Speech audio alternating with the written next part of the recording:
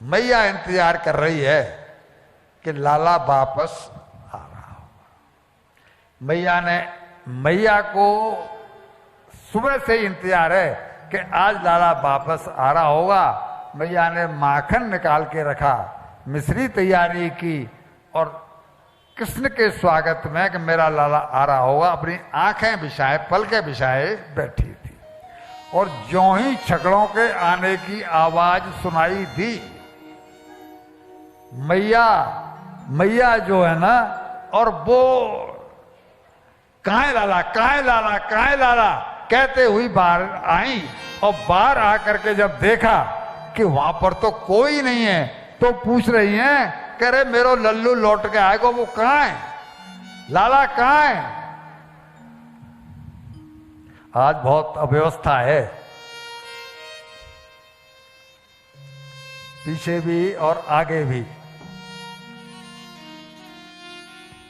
प्रसंग इतना अच्छा है लेकिन प्रसंग को मन से नहीं सुना जा रहा है। जिनको जहां जगह मिल जाए भैया वहां बैठ जाओ। भाई जो पीछे आए हैं वो पीछे बैठ जाएं। अब व्यवहार निभाने जाएंगे तो सबको खड़ा होना पड़ता है और फिर बोलचाल भी होती है।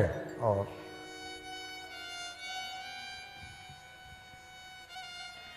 मेरो लल्लू लौट के आयरो होगो, मैया का चिंतन ये। और जैसे ही छकड़ों की आवाज आई, मैया बाहर निकली कि कन्हैया आएगो। अरे कहाँ है कन्हैया, वो भूखो होगो भाई, कहाँ है लाला, कहाँ है लाला।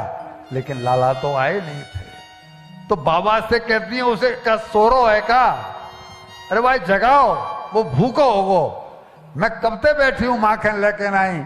और इस तरह की बातें करके मैया का चित्त कन्हैया के चरणों में चिपका हुआ था।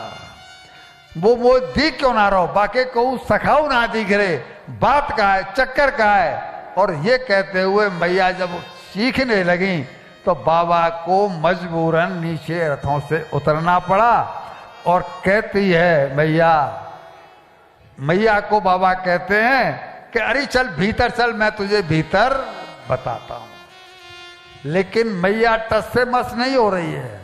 भैया जी माँ होती है, माँ का जो हृदय है वो माँ का हृदय तो केवल अपने बालक को देखना चाहता है, जो उसे कृष्ण आज दिखाई पड़ नहीं रहे। तो मैया के मन में बहम जागे कि चक्कर क्या है, क्यों कृष्ण नहीं दिखाई दे रहा है।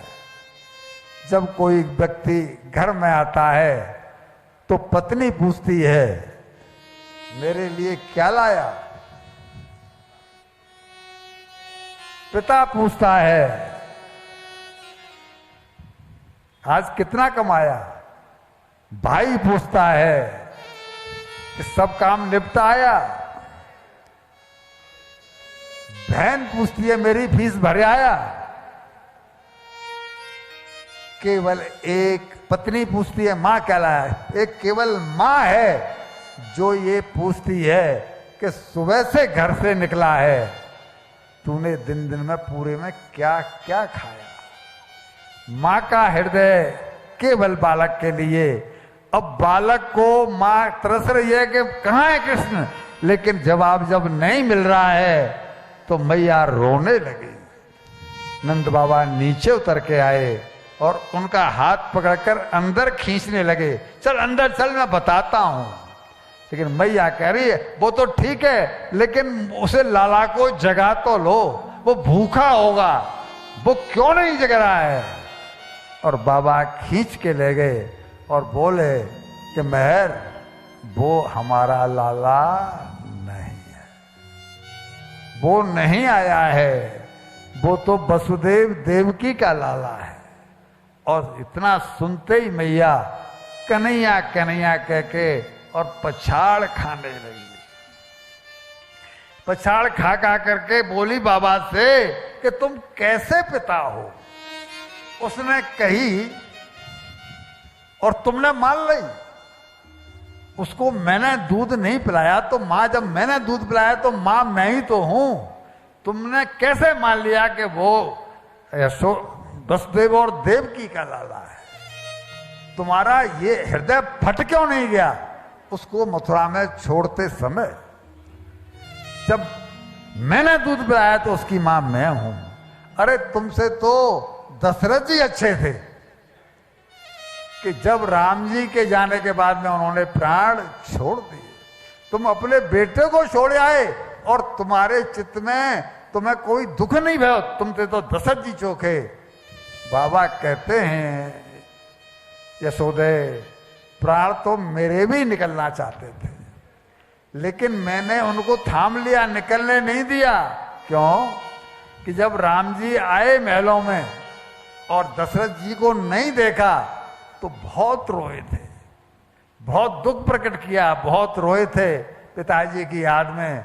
और जब हमारा कन्हैया लौट के आएगा और जब मुझे नहीं देखता तो वो कितना रोता, ये सोच करके मैंने अपने प्राणों को निकलने नहीं दिया, हृदय पर पत्थर रख दिया। कहते हैं वृंदावन के वक्ता कि इसके बाद में फिर नंद बाबा और यशोदा के यहाँ चूल्हा नहीं जला। गोपियां जो कुछ भी दे जाती थी बस वहीं से आता था, उसी से जीवन चला है। यहां तक कहते हैं कि इनकी आंखें फूट गईं कृष्ण के प्रेम में रोते रोते। अब